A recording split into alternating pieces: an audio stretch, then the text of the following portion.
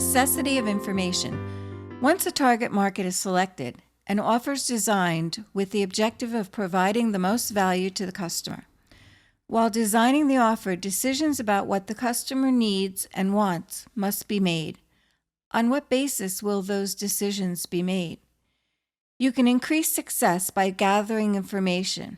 That effort doesn't necessarily have to be complex or take a long time.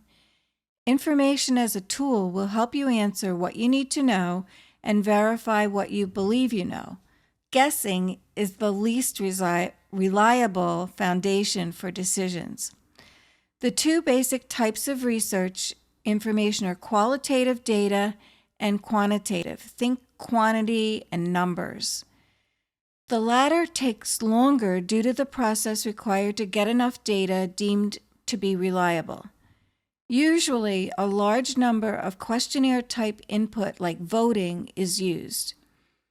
This method is best for sizing the market and estimating sales, for example. In this discussion, though, we're going to focus on the qualitative type of data. Qualitative research will provide in-depth responses to questions you've designed to stimulate customer feedback and gain insights. You must take care, however, to be completely objective and not to sway opinions in your design of the questions. There are three methodologies used in gathering qualitative information. The first is observation.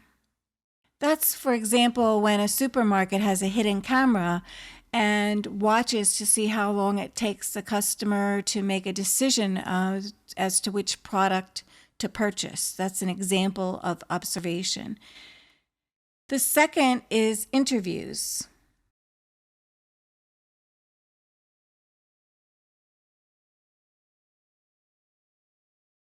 This is where, for example, you would meet with a decision maker or customer and physically interview them and ask them questions as you're meeting with them.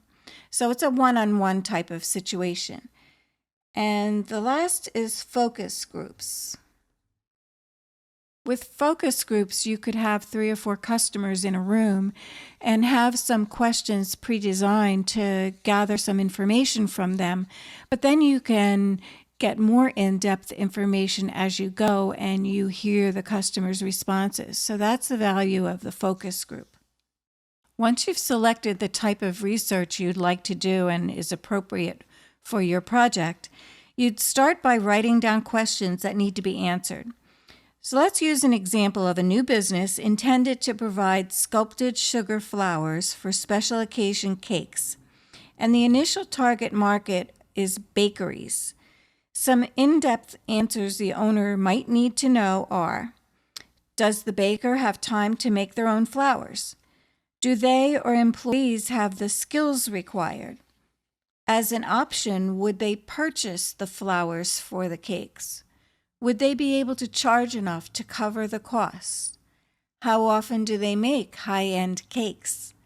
How much would they be willing to pay for various types and sizes of flowers? What is an acceptable lead time to deliver the items?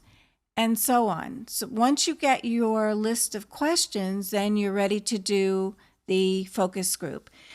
So getting bakers together to conduct a focus group could be accomplished by attending an industry event, for example, but that may take a while.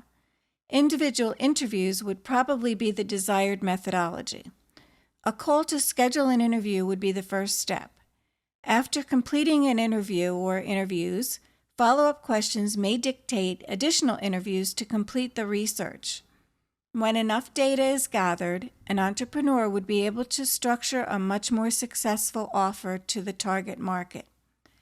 Then the entrepreneur could move on to the next target market, in this example, perhaps caterers.